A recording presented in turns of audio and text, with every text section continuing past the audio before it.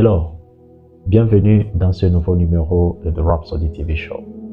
Je vous présente ce numéro aujourd'hui sous les thèmes la prédisposition à la justice et le jugement des dieux, tiré de 1 Corinthiens chapitre 1, verset 30 qui dit « Or, c'est par lui que vous êtes en Jésus-Christ, lequel, dès par Dieu, a été fait pour nous sagesse, justice et sanctification et rédemption. » Les commentaires du pasteur disent ceci. Dans notre étude précédente, nous avons mentionné la droiture comme l'un des attributs de la justice.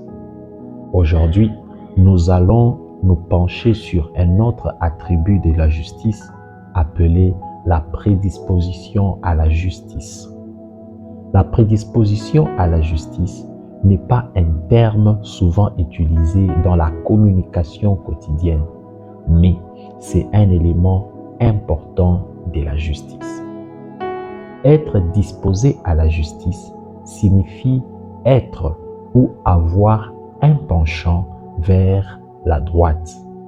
Ceci, cependant, ne fait pas référence à une position physique auquel l'on se trouve à la droite ou du côté droit. Il fait plutôt référence à la justesse, la capacité d'être toujours et de faire ce qui est droit en présence d'un Dieu saint. Rappelez-vous, la justice est la nature de Dieu. Son caractère, sa capacité et son attribut d'être juste et parfait. Ce qu'il pense, ce qu'il dit et ce qu'il fait est toujours juste parce qu'il est Dieu et il ne peut jamais se tromper. Cette qualité de la justesse de Dieu est exprimée par le terme français prédisposition à la justice. Il signifie toujours être et faire ce qui est juste. Dieu seul sait ce qui est juste. Lorsqu'il transmet sa justice à votre esprit, vous commencez à savoir ce qui est juste, tout comme lui, et vous recevez la capacité de le faire. Le jugement de Dieu exerce alors dans votre esprit. Qu'est-ce que j'entends par jugement de Dieu? Il s'agit de la manière dont Dieu perçoit et juge les choses, comment il voit les choses et ce qu'il pense. Maintenant, à cause de sa nature, en vous, vous portez les jugements de Dieu dans votre esprit. Vous avez ses opinions et vous connaissez sa volonté.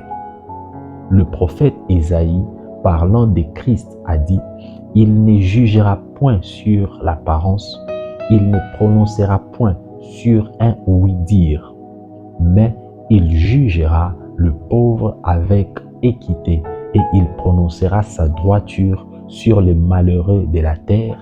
Il frappera la terre de sa parole comme un verge et il souffle de ses lèvres, il fera mourir le méchant. » Tiré de Ésaïe chapitre 11, versets 3 à 4. Car cela signifie qu'il ne jugera pas selon ses sens, mais par l'Esprit. Il en va de même pour vous. Maintenant que Christ a été fait justice pour vous, sa sagesse et ses jugements sont dans votre esprit. Vous jugez par l'Esprit. Alléluia. Quelle merveilleuse rhapsodie aujourd'hui. Alors que nous sommes en train de parler de la justice comme étant la nature de Dieu qui est attachée à notre vie, qui est liée à notre vie de le jour où nous avons Christ dans notre vie comme notre Seigneur et notre Sauveur, même notre jugement, notre façon de voir les choses change et nous commençons à voir selon l'angle de Dieu qui est l'angle de la droiture. C'est ainsi que dans le dernier paragraphe, l'homme de Dieu est en train de dire « Cela signifie qu'il ne jugera pas selon ses sens, mais par l'Esprit. » De le jour où cette nature est en vous, votre sens commence à perdre sa capacité à agir. Mais c'est le sens de l'Esprit qui commence à agir. Et c'est pour ça qu'il dit sa sagesse et ses jugements dans votre esprit. vous jugez par l'Esprit. Nous commençons à donner le jugement des choses dans le monde selon l'Esprit qui habite en nous. Wow, quelle rhapsodie. Vous allez faire cette prière après moi. Vous allez dire, je suis le dévoilement de la justice du Père. Sa prédisposition à la justice et ses bons jugements sont perçus en moi, vus en moi et dispensés par moi. Je juge par l'Esprit dans la justice. Je réprimande avec équité parce que je suis la justice de Dieu en Christ Jésus. Amen. Notre étude approfondie va dans 1 Corinthiens chapitre 1 verset 30, la version amplifiée. Romains chapitre 5 verset 1, la version amplifiée. Ainsi que Romains chapitre 8 verset 30, la version amplifiée. Merci beaucoup de nous avoir suivis aujourd'hui. N'oubliez pas de nous suivre sur les réseaux sociaux. Nous sommes sur King's Chat, Facebook, Yukos, ainsi que sur YouTube.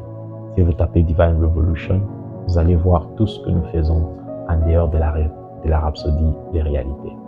Merci beaucoup de nous avoir suivis. N'oubliez pas de parler de cette émission à vos frères et à vos amis. Que Dieu vous bénisse. On se retrouve à la prochaine. Peace.